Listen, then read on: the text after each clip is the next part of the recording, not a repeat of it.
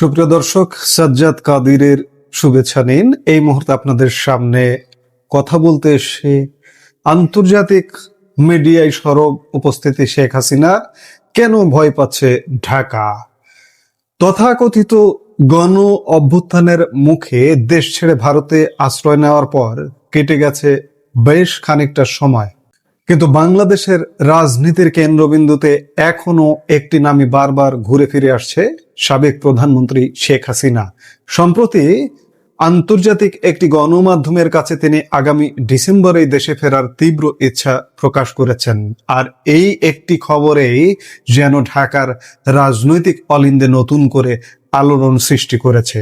পরিস্থিতি এতটাই সংবেদনশীল যে দেশের সমস্ত গণমাধ্যম, তা সে প্রিন্ট হোক, ইলেকট্রনিক হোক, অনলাইন নিউজ পোর্টাল কিংবা আপনার সামাজিক যোগাযোগ মাধ্যম, আপনার নিজস্ব ফেসবুক, সব জায়গাতেই শেখ হাসিনার বক্তব্য প্রচারে আদালতের নির্দেশনা কঠোরভাবে মেনে চলার জন্য বিশেষভাবে অনুরোধ জানিয়েছে সরকার। শুক্রবার সরকারের পক্ষ থেকে জারি করা এক তথ্য বিবরণীতে এই আহ্বান জানানো হয়। কিন্তু প্রশ্ন হচ্ছে, আন্তর্জাতিক মহলে যখন তাকে নিয়ে এত বড় বড় আলোচনা চলছে, তখন দেশের ভেতরে কেন এই নিষেধাজ্ঞা? ইউনূসের অন্তর্বর্তীকালীন সরকার যেভাবে ভয় পাচ্ছিল, আজকের বর্তমান তারেক রহমান সরকারও কি একইভাবে ভয় পাচ্ছে? আজ আমরা এই পুরো বিষয়টির পেছনের আইন, আন্তর্জাতিক মিডিয়ায় অবস্থান এবং ভূ রাজনৈতিক সমীকরণ নিয়ে একটি চুলচেরা বিশ্লেষণ করব। শেষ পর্যন্ত সঙ্গে থাকুন। প্রথমে আমরা একটু বুঝতে চেষ্টা করি যে সরকারের এই অনুরোধের আইনি ভিত্তিটা কি। তথ্য বিবরণীতে স্পষ্ট উল্লেখ করা হয়েছে যে গত 5 ডিসেম্বর 2024 তারিখে আন্তর্জাতিক অপরাধ ট্রাইব্যুনাল আইসিটি ক্ষমতাচ্যুত সাবেক প্রধানমন্ত্রী শেখ হাসিনার বক্তব্য প্রচারে একটি সুনির্দিষ্ট নিষেধাজ্ঞা জারি করেছিল। বাংলাদেশের প্রচলিত আইন এবং বিচারিক নীতি অনুযায়ী কোনো আদালতের সাজাপ্রাপ্ত বা পলাতক অপরাধের কোনো ধরনের বক্তব্য, সাক্ষাৎকার, অডিও ভিডিও, ভাষণ গণমাধ্যমে প্রচারের ব্যাপারে স্পষ্ট আইনগত নিষেধাজ্ঞা রয়েছে। দেশের আইন শৃঙ্খলা পরিস্থিতি স্বাভাবিক রাখার স্বার্থে এবং বিচার বিভাগের আদেশের প্রতি সম্মান জানিয়েই সরকার এই পদক্ষেপ নিয়েছে বলে বলা হচ্ছে। সরকার বিশেষভাবে অনুরোধ করেছে যেন শেখ হাসিনার কোনো প্রকার ভাষণ, বিবৃতি বা বক্তব্য তা সরাসরি হোক কিংবা ধারণকৃত অবস্থায় কোনো টেলিভিশন, বেতার, সংবাদপত্র এবং আপনার নিজস্ব ফেসবুক সামাজিক মাধ্যমে প্রকাশ না করা হয়। সরকার আশা করছে দেশের সকল গণমাধ্যম, সংশ্লিষ্ট অংশীজন এবং সাধারণ নাগরিক বৃন্দ দেশের প্রচলিত আইন ও আদালতের নির্দেশনার প্রতি যথাযথ শ্রদ্ধা প্রদর্শন করবেন এবং তা প্রতিপালনে সর্বাত্মক সহযোগিতা করবেন। আইনের দৃষ্টিতে এটি একটি স্বাভাবিক প্রক্রিয়া হলেও রাজনৈতিক পরিমণ্ডলে এর প্রভাব কিন্তু সুদূর প্রসারী। এবার আসি মুদ্রার অপর পিঠে। বাংলাদেশে যখন এই নিষেধাজ্ঞা কার্যকর, ঠিক তখনই বিশ্বমঞ্চের দৃশ্যপট কিন্তু সম্পূর্ণ ভিন্ন। শেখ হাসিনার বক্তব্য এবং সাক্ষাৎকার নেওয়ার জন্য মুখিয়ে আছে বিশ্বের নামকরা সব প্রভাবশালী সংবাদ সংস্থা। এই তালিকায় কারা নেই? The guardian, Reuters, new York Times, Sunday Times, BBC world service, AAP, Times of India, NDTV, Gulf news, ITV, British popular daily, the independent. এখানে উল্লেখিত প্রত্যেকটি সংবাদ সংস্থা অত্যন্ত বিশ্বস্ত, নির্ভরযোগ্য এবং বিশ্বের অন্তত শতাধিক দেশ থেকে একযোগে সংবাদ প্রচার করে।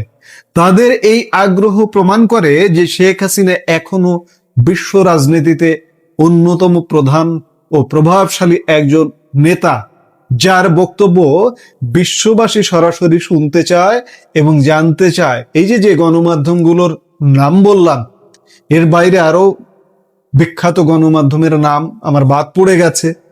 এই গণমাধ্যমগুলোর আগ্রহ কেন? গণমাধ্যম কেন একটা সংবাদ প্রচার করে? পাঠকের আগ্রহ আছে, শ্রোতার আগ্রহ আছে। এ কারণে, অর্থাৎ বিশ্ব মানুষের আগ্রহ আছে শেখ হাসিনার প্রতি। আপনি বাংলাদেশে নিষেধাজ্ঞা দিয়ে দাবিয়ে রাখতে কি পারবেন? পারছেন না তো। বাস্তবতার নিরিখে বিশ্লেষণ করলে দেখা যায় যে বাংলাদেশের কোনো সাধারণ নেতার সাথে মিলিয়ে যদি বর্তমান বিএনপি সরকার শেখ হাসিনার হিসেব কষতে যায়, তবে তা হবে একটি মারাত্মক রাজনৈতিক ভুল। রাজনৈতিক মতাদর্শের ঊর্ধ্বে উঠে যদি কেউ অন্ধ বা দলকানা না হন, তবে একটি চরম সত্য স্বীকার করতেই হবে। জাতির পিতা বঙ্গবন্ধু শেখ মুজিবুর রহমানের পরে যিনি বিশ্ববাসীর নিকট বাংলাদেশকে এক অনন্য মর্যাদা ও সম্মানের জায়গায় পৌঁছে দিয়েছেন, তিনি হচ্ছেন শেখ হাসিনা। তাকে কোনো সেনা শাসকের সাথে বা বর্তমান সময়ের সাধারণ কোনো নেতার সাথে, সরকার প্রধানের সাথে মেলানো কোনোভাবেই সমীচীন নয়। তার দীর্ঘ রাজনৈতিক ক্যারিয়ার, দূরদর্শিতা, সাহসী নেতৃত্ব, দেশপ্রেম, প্রশাসনিক দক্ষতা এবং আধুনিক চিন্তা চেতনা বিশ্ব দরবারে বারবার প্রশংসিত হয়েছে। ফলে বাংলাদেশের অভ্যন্তরীণ কোনো সংবাদ মাধ্যমে তার খবর প্রচার হলো কি হলো না, তা বৈশ্বিক প্রেক্ষাপটে আসলে তেমন কোনো বড় গুরুত্বই বহন করে না। কারণ আন্তর্জাতিক মিডিয়া অলরেডি তার আওয়াজ বিশ্বের কোটি কোটি মানুষের কাছে পৌঁছে দিচ্ছে এবং সামনে আরো বর্ণাঢ্যভাবে পৌঁছানোর ব্যবস্থা করবে। তুলনা চলে না। তারপরেও এখানে একটি কথা বলতেই হয়, বর্তমান সরকার প্রধান তারেক রহমান দীর্ঘ 1.5 যুগ লন্ডনে প্রবাসে ছিলেন। এই প্রবাসে থাকাকালীন বলুন তো কটি আন্তর্জাতিক গণমাধ্যম গুরুত্ব সহকারে তারেক রহমানকে নিয়ে সংবাদ প্রচার করেছে কিংবা তারেক রহমানের ইন্টারভিউ প্রচার করেছে? অথচ দেখুন, শেখ হাসিনা সরকারের পতন হওয়া খুব বেশি দিন হয়নি, 2 বছরও এখনো পূর্ণ হয়নি, কয়েকদিনের মধ্যে হবে। কিন্তু সারা পৃথিবীর বড় বড় গণমাধ্যম, মোটামুটি গণমাধ্যমের আগ্রহের কেন্দ্রবিন্দুতে চলে এসছে শেখ হাসিনা। তাহলে ঘুরে ফিরে সেই মূল প্রশ্নটাই আবারও সামনে আসে, শেখ হাসিনার বক্তব্য প্রচারে আদালতের নির্দেশনা মেনে চলতে কেন এত জোর দিচ্ছে সরকার? আগের ইউনূসের অন্তর্বর্তী সরকার যেভাবে শেখ হাসিনা ভয়ে ভীত হচ্ছিল, আজকের বর্তমান তারেক রহমান নেতৃত্বাধীন বিএনপি সরকারও ঠিক একই সংখ্যায় কি শঙ্কিত? বিশ্লেষকরা বলছেন এর পেছনে রয়েছে 2টি বড় কারণ।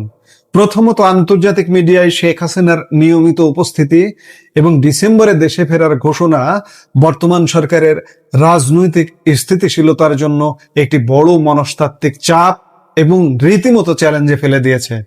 দ্বিতীয়ত, শেখ হাসিনার রাজনৈতিক ক্যারিশমা এবং জনসমর্থনের যে ভিত্তি, তা যে কোনো সময় দেশের ভেতরের রাজনৈতিক সমীকরণকে ওলটপালট করে দিতে পারে।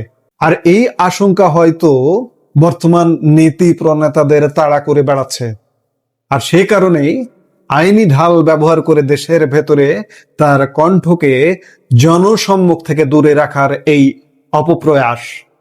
এই ভিডিওর শেষে আমরা বলতে চাই যে দেশের ভেতরে আইন আর বৈশ্বিক ভূ রাজনীতির বাস্তবতা আজ সম্পূর্ণ 2টি ভিন্ন মেরুতে অবস্থান করছে। একদিকে রয়েছে আদালতের আইনি নিষেধাজ্ঞা, অন্যদিকে রয়েছে আন্তর্জাতিক গণমাধ্যমের তীব্র আগ্রহ। শেখ হাসিনার এই দূরদর্শী ও সাহসী নেতৃত্বের প্রভাব আগামী দিনে বাংলাদেশের রাজনীতিকে কোন দিকে নিয়ে যায়, সেটাই এখন দেখার বিষয়। এই মুহূর্তের ভিডিও থেকে বিদায় নিতে চাইছি। দেখা হবে পরবর্তী ভিডিওতে। সে পর্যন্ত ভালো থাকুন, সুস্থ থাকুন। আমাদের ভিডিওগুলো নিয়মিত পেতে সাবস্ক্রাইব করুন সাজ্জাদ কাদির ইউটিউব চ্যানেল এবং লাইক, কমেন্ট, শেয়ার করে সাথে থাকুন।